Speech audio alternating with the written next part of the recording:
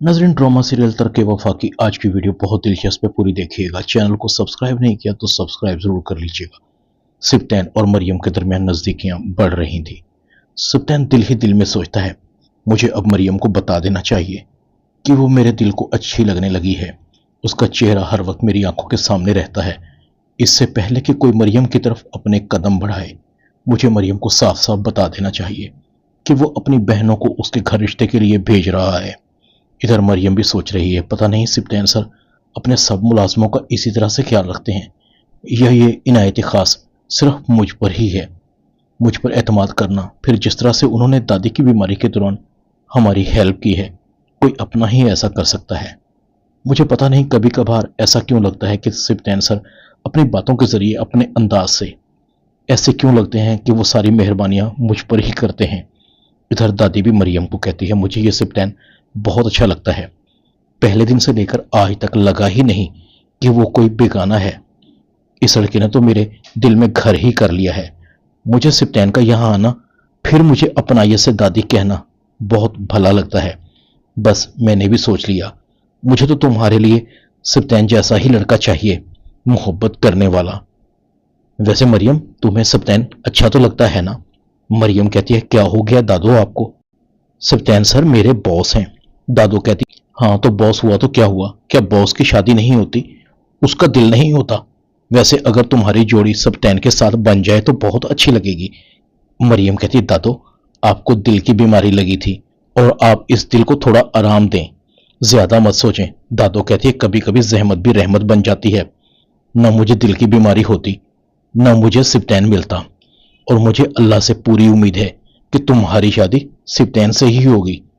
कंवल सब बातें सुन रही थी और दिल ही दिल में कह रही थी, उस चूहे के मुंह वाले ने अम्मा का जरा हाल चाल क्या पूछ लिया। अम्मा ने तो उसे हथेली का छाला ही बना लिया। पता नहीं मेरे आसिफ ने अम्मा का क्या बिगाड़ा है। मेरा आसिफ तो नजर ही नहीं आता।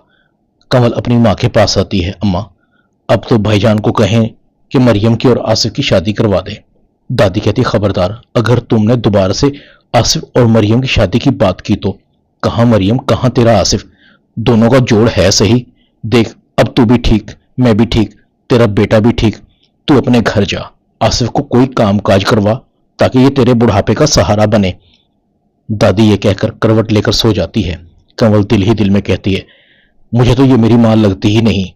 मुझे लगता है कि ये मुझे किसी रूढ़ी से उठाकर लाई थी। मरियम और सिप्तैन गाड़ी में जा रहे थे।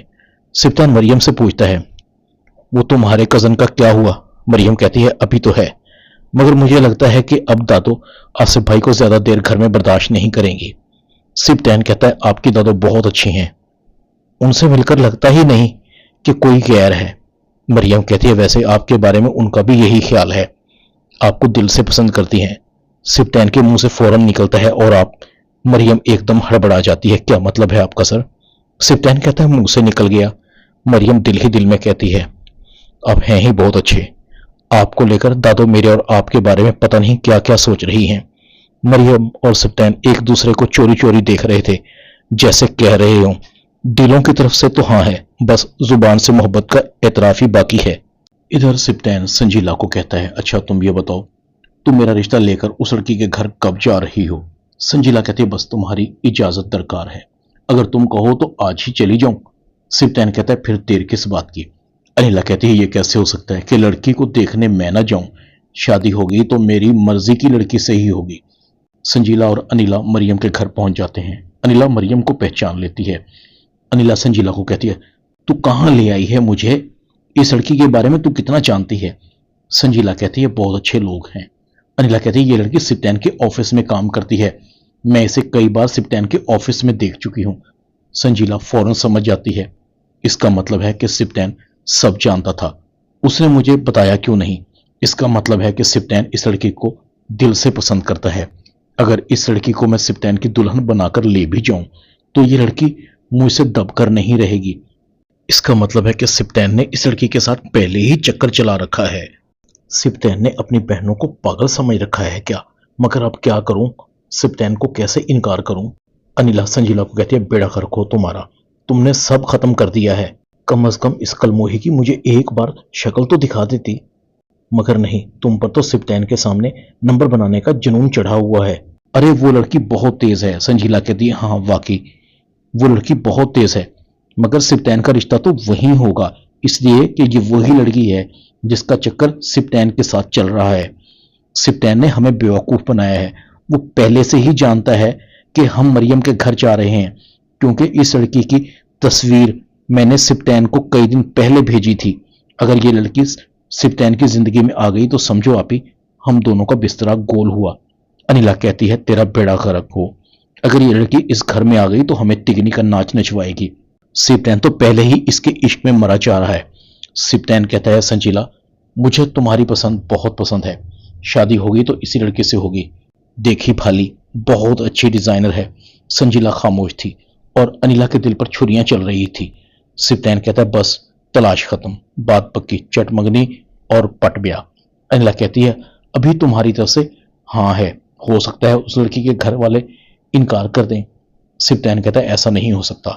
अनिला आप ही तो कहती हैं कि आपका भाई लाखों में एक है, फिर कोई अपनी लड़की देने से कैसे इनकार कर सकता है भला आपके भाई को।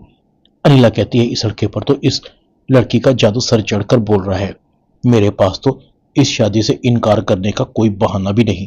चलो अब आने दो इस लड़की को, अगर वो मेरी बातों पर अमल करेगी तो खुश रहेगी, अगर नहीं करेगी तो उसे ऐसा तिगनी का नाच नचवाऊंगी कि हमेशा याद रखेगी।